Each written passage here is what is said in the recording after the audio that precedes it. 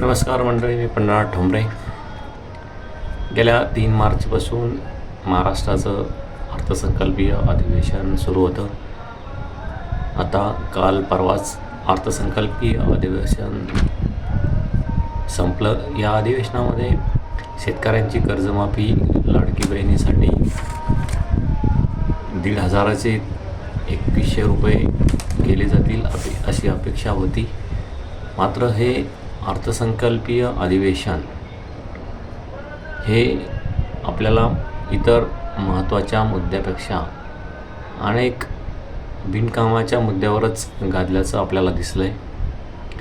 यामध्ये औरंगजेबाची कबर असो की कामरायन प्रकरण असो आणि आदित्य ठाकरे यांचं दिशा प्रकरणाशी नाव जोडलेलं असो, असे अनेक इतर वादाचे विषय या प्रकरणामध्ये गाजले गेले. त्यामध्ये काय तथ्य आहे किंवा काय नाही यावर लक्ष न देता आपल्या कारभाऱ्यांनी, महाराष्ट्राच्या कारभाऱ्यांनी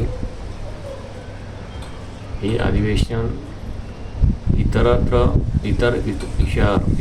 भरकटलं आहे का, असा एक प्रश्न सर्वसामान्यांना पडलेला आहे. आणि जे महत्त्वाचे आवश्यक विषय होते त्यावर चर्चा अपेक्षित असताना हे प्रकरण, हे अधिवेशन केवळ हेव्यादेव्याच्या प्रकरणावर, एकमेकांच्या सुडाच्या द्वेषाच्या भावनेतून समोर आलेल्या विषयावर या प्रकरणात चर्चा झाली का, असं एकंदरीत दिसतं. या अधिवेशनादरम्यानच नागपूर येथेही एक दंगल झाली. औरंगजेबाच्या कबरीवरून ही दंगल होती. त्यामुळे हे महाराष्ट्र सध्या नेमकी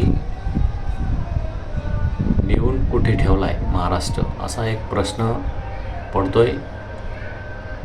आणि हे असंच चालू राहणार का, असाही प्रश्न सामान्यांना पडलेला आहे. यामध्ये जनतेला जे दररोजचे भेडणारे प्रश्न आहेत, समस्या आहेत, यावरही तुरळक चर्चा झाली. आणि जे महत्त्वाचे ठोस मुद्दे होते, शेतकऱ्यांची कर्जमाफी, लाडकी बहिणींना जे जाहीरनाम्यामध्ये महायुतीने कबुली दिली होती किंवा वचन दिलं होतं की शेतकऱ्यांची कर्जमाफी करू आणि लाडकी बहिणीला 1,500चं 2100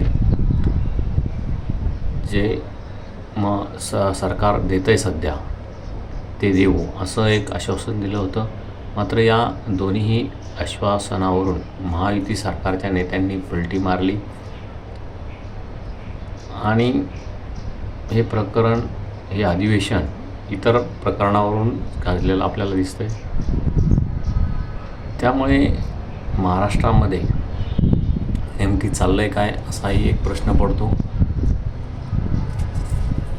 आता अर्थसंकल्पीय अधिवेशन गुंडाळलं म्हणजे महाराष्ट्राला आता सर्व समस्या सुटलेल्या आहेत. पाण्याचा प्रश्न असो, चाऱ्याचा प्रश्न असो, अनेक भागात आता सध्या उन्हाळ्याचे दिवस सुरू झाल्याने पाणी टंचाईचा मोठा प्रश्न आहे. एक हंड्यासाठी लोकांना पायपीट करावी लागते.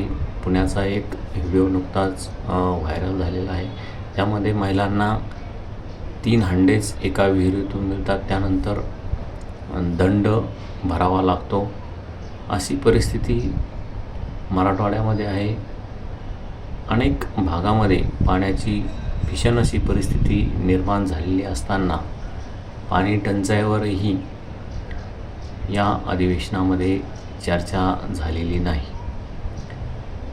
केवळ या अधिवेशनामध्ये जे लोकांच्या कामाचे नाहीत अशा विषयावर, जे इतिहासाशी निगडीत आहे आणि जे नेत्यांशी निगडीत आहे, अशा विषयावरच हे प्रकरण गाजलं, हे अधिवेशन गाजलं.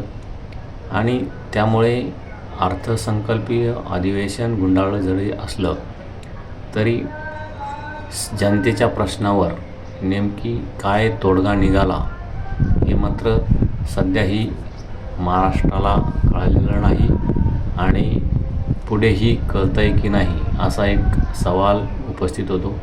या अर्थसंकल्पीय अधिवेशनामध्ये कोणत्या विषयावर चर्चा होणं अपेक्षित होतं आणि जनतेचे कोणते प्रश्न सोडणं अपेक्षित होतं, या संदर्भात तुम्ही तुमची प्रतिक्रिया नक्की कळवा. हे अधिवेशन नुसतं प्रोसेस म्हणून घेतलं गेलं.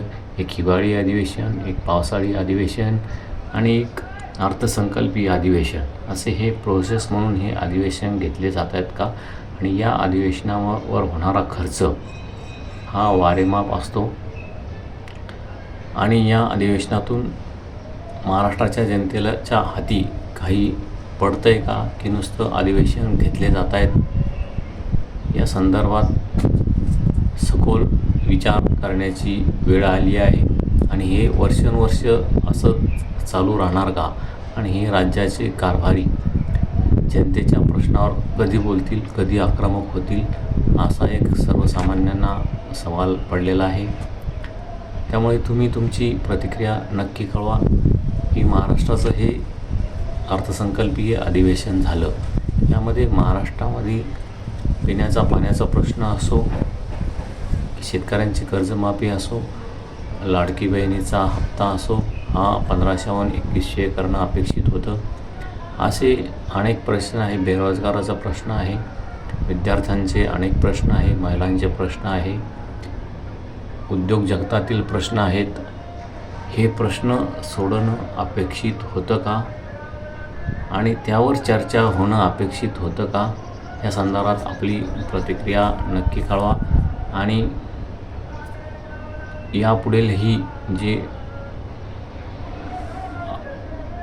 महाराष्ट्राचे